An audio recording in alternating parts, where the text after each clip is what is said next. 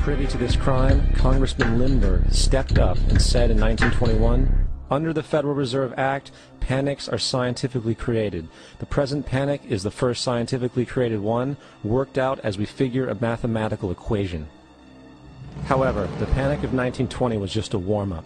From 1921 to 1929, the Fed again increased the money supply, resulting once again in extensive loans to the public and banks. There was also a fairly new type of loan called a margin loan in the stock market. Very simply, the margin loan allowed an investor to put down only 10% of a stock's price, with the other 90% being loaned through the broker. In other words, a person could own $1,000 worth of stock with only $100 down. This method was very popular in the roaring 1920s, as everyone seemed to be making money in the market. However, there was a catch to this loan. It could be called in at any time and had to be paid within 24 hours. This is termed a margin call, and the typical result of a margin call is the selling of the stock purchased with the loan. So, a few months before October in 1929, J.D. Rockefeller, Bernard Baruch, and other insiders quietly exited the market, and on October 24, 1929, the New York financiers who furnished the margin loans started calling them in masse. This sparked an instantaneous, massive sell-off in the market, for everyone had to cover the margin loans. It then triggered mass bank runs for the same reason, in turn collapsing over 16,000 banks, enabling the conspiring international bankers to not only buy up rival banks at a discount, but to also buy up whole corporations at pennies on the dollar. It was the greatest robbery in American history. But that didn't stop there. Rather than expanding the money supply in order to recover from this economic collapse, the Fed actually contracted it, fueling one of the largest depressions in history.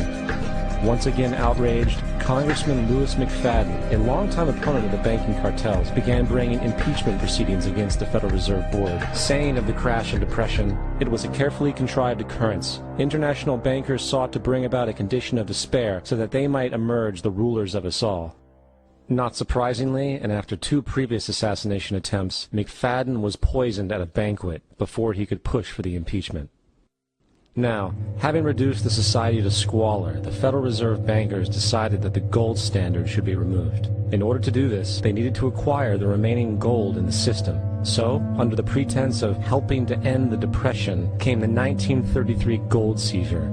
Under the threat of imprisonment for 10 years, everyone in America was required to turn in all gold bullion to the Treasury, essentially robbing the public of what little wealth they had left. And at the end of 1933, the gold standard was abolished. If you look at a dollar bill from before 1933, it says it is redeemable in gold. If you look at a dollar bill today, it says it is legal tender, which means it is backed by absolutely nothing. It is worthless paper. The only thing that gives our money value is how much of it is in circulation. Therefore, the power to regulate the money supply is also the power to regulate its value, which is also the power to bring entire economies and societies to its knees.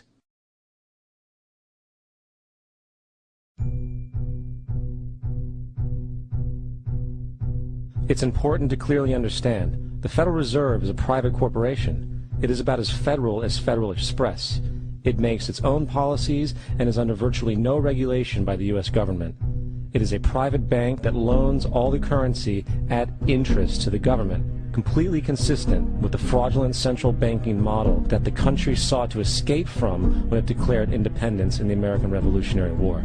Now, going back to 1913, the Federal Reserve Act was not the only unconstitutional bill pushed through Congress. They also pushed the federal income tax. It's worthwhile to point out that the American public's ignorance towards the federal income tax is a testament to how dumbed down and oblivious the American population really is. First of all, the federal income tax is completely unconstitutional, as it is a direct, unapportioned tax. All direct taxes have to be apportioned to be legal based on the Constitution. Secondly, the required number of states in order to ratify the amendment to allow the income tax was never met, and this has even been cited in modern court cases.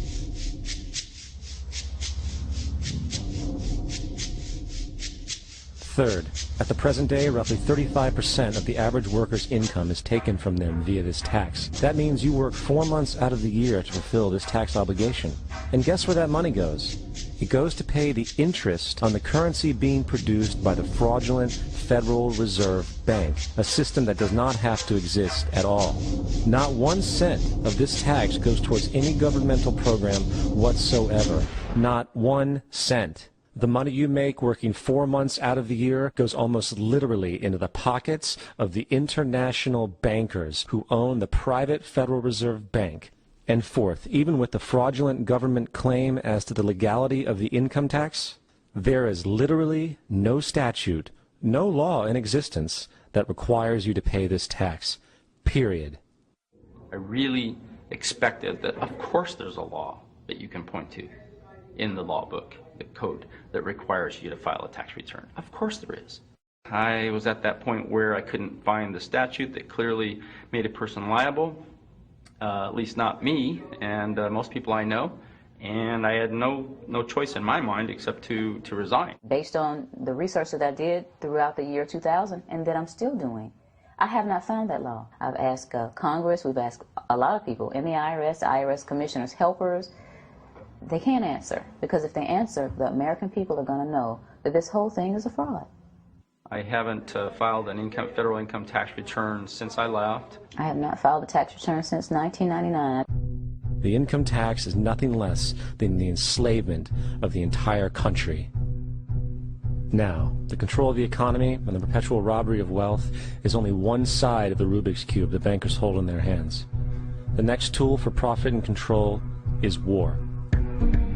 Since the inception of the Federal Reserve in 1913, a number of large and small wars have commenced. The three most pronounced were World War I, World War II, and Vietnam. World War I. In 1914, European wars broke out centered around England and Germany. The American public wanted nothing to do with the war. In turn, President Woodrow Wilson publicly declared neutrality.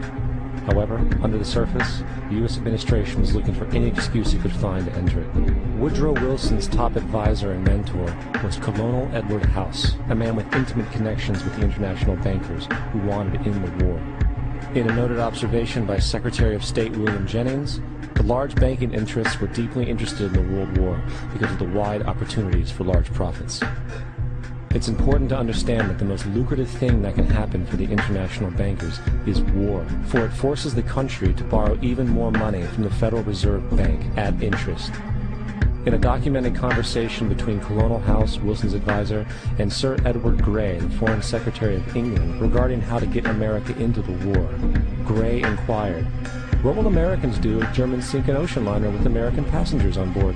House responded, "I believe that a flame of indignation would sweep the United States, and that by itself would be sufficient to carry us into war." So, on May 7, 1915, on essentially the suggestion of Sir Edward Grey, a ship called the Lusitania was deliberately sent into German-controlled waters, where German military vessels were known to be. And, as expected, German U-boats torpedoed the ship, exploding stored ammunition, sinking it in 18 minutes, killing 1,200 people. To further understand the deliberate nature of this setup, the German embassy actually put advertisements in the New York Times telling people that if they boarded the Lusitania, they did so at their own risk, as such a ship sailing from America to England through the war zone would be liable to destruction.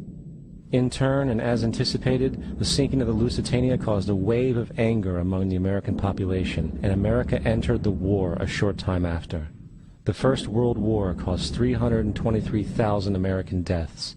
J.D. Rockefeller made $200 million off of it. That's about $1.9 trillion by today's standards. Not to mention the war cost about $30 billion for America, most of which was borrowed from the Federal Reserve Bank at interest, furthering the profits of the international bankers. World War II. On December 7, 1941, Japan attacked the American fleet at Pearl Harbor, triggering our entry into that war. President Franklin D. Roosevelt declared the attack was a day that will live in infamy. A day of infamy indeed, but not because of the alleged surprise attack on Pearl Harbor. After 60 years of surfacing information, it is clear that not only was the attack on Pearl Harbor known weeks in advance, it was outright wanted and provoked.